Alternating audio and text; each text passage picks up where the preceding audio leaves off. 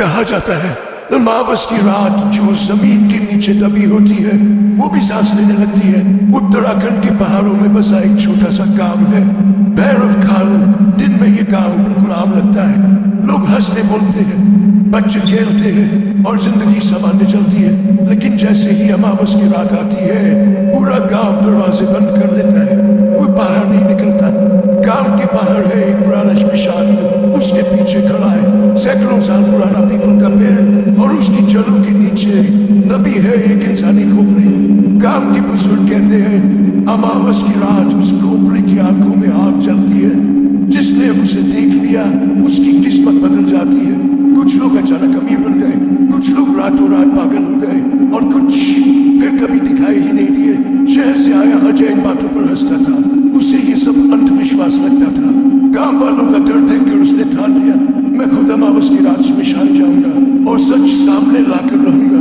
अमावस की रात ठीक 12 बजे चारों तरफ सन्नाटा था। हवा भी जैसे डरते हुए चल रही थी।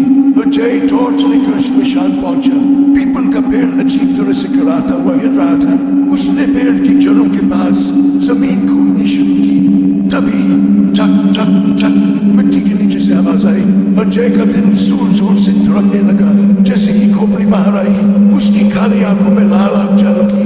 उसी पर एक भारी आवाज गूंजी, तू देर से आया है अजय। अजय का शरीर सुन्न पड़ गया।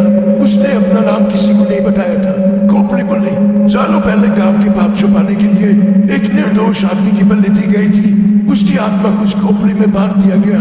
हर अमावस मुझे एक नया शरीर चाहिए। अचानक पीपल की जड़ें जमीन से निकलकर सांपों की तरह लिपट गईं। अजय भागना चाहता था लेकिन उसके पैर जड़ हो चुके थे। टॉर्च हाथ से गिर गई। चारों तरफ सिर्फ लाल रोशनी थी और फिर सब कुछ शांत हो गया। अगली सुबह गांव वाले श्मशान पहुंचे। पीपल के नीचे अजय शांति से बैठा हुआ था। उसकी आंखों में अजीब चमक थी, चेहरे पर हल्की मुस्कान। खोपड़ी वहां नहीं थी। अजय ने धीरे से कहा, डरो मत, अब अगली अमावस तक सब ठीक रहेगा। तभी बुजुर्गों को समझ आ गया खोपड़ी को नया शरीर मिल चुका था। कहते हैं आज भी अमावस की रात भैरव खाल में एक आवाज गूंजती है, तो खोपड़ी सो गई है लेकिन जागने का समय तय है।